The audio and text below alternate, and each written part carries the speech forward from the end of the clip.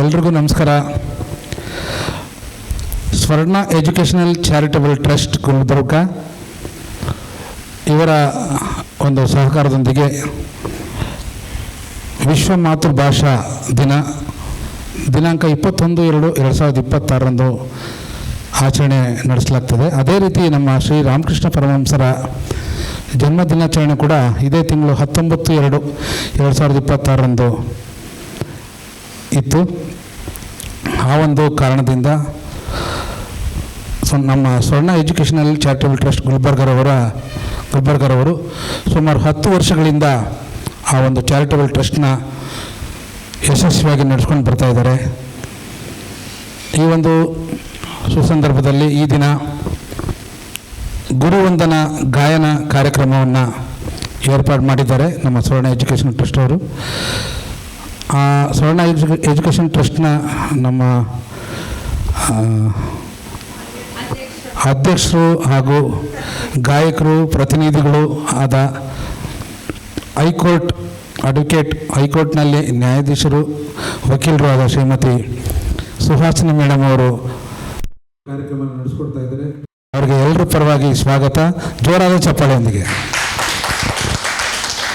ಈ ಒಂದು ಗುರುವಂದನಾ ಕಾರ್ಯಕ್ರಮಕ್ಕೆ ಅತಿಥಿಗಳಾಗಿ ರಂಗಭೂಮಿ ಕಲಾವಿದರಾದ ಶ್ರೀ ರವಿ ಶಿಕಾರಿಪುರ ಅವರು ಆಗಮಿಸಿದ್ದಾರೆ. ಅವ್ರಿಗೂ ಕೂಡ ಸುಸ್ವಾಗತ ಸರ್ ನಿಮಗೆ.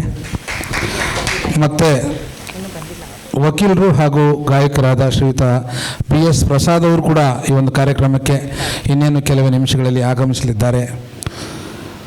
ಮತ್ತು ಶ್ರೀಮತಿ ಶಾರದಾರವರು ವಕೀಲರ ಸಂಘದ ಸಾಂಸ್ಕೃತಿಕ ಚಟುವಟಿಕೆಯ ಅಧ್ಯಕ್ಷರು, ಅವರು ಕೂಡ ಈ ಒಂದು ಕಾರ್ಯಕ್ರಮಕ್ಕೆ ಆಗಮಿಸ್ತಾರೆ. ಅವ್ರಿಗೂ ಕೂಡ ಸ್ವಾಗತ. ನಿಮಗೆಲ್ರಿಗೂ ಸ್ವಾಗತ.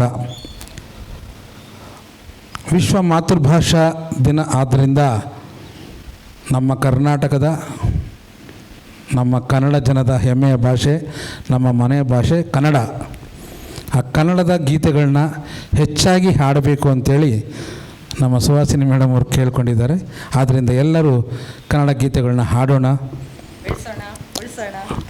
ಕನ್ನಡನ ಬೆಳೆಸೋಣ, ಉಳಿಸೋಣ, ಎತ್ತರಕ್ಕೆ ಏರಿಸೋಣ ಕನ್ನಡದ ಬಾವುಟನ. ಆದ್ದರಿಂದ ಕನ್ನಡದ ಗೀತೆಗಳನ್ನ ಹಾಡೋಣ. ಇನ್ನು ಹಲವಾರು ಗಣ್ಯರು ಸ್ನೇಹಿತರುಗಳು ಈ ಒಂದು ಕಾರ್ಯಕ್ರಮಕ್ಕೆ ಆಗಮಿಸಲಿದ್ದಾರೆ.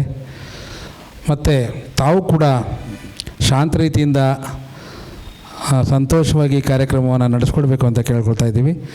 ವೇದಿಕೆಯಲ್ಲಿ ಕಲಾವಿದರು ಬಂದಾಗ ಕಲಾವಿದರು ಅವರ ಕಲೆಯನ್ನು ಪ್ರದರ್ಶನ ಮಾಡಿ ಕೆಳಗಡೆ ಇಳಿಬೇಕಾದರೆ ಅವ್ರಿಗೆ ಜೋರಾದ ಚಪ್ಪಾಳೆಯೊಂದಿಗೆ ತಾವೆಲ್ಲರೂ ಪ್ರೋತ್ಸಾಹಿಸಬೇಕು, ಅವ್ರು ಚಿಕ್ಕವರಾಗಿರಲಿ ದೊಡ್ಡವರಾಗಿರಲಿ.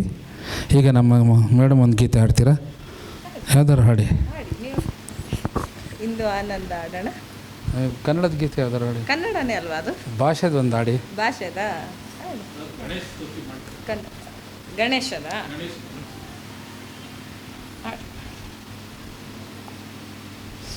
ಮೇಡಮ್ ಅದರಲ್ಲಿ ಹಾಕ್ತೀರಾ ಟ್ಯಾಬಲ್ಲಿ?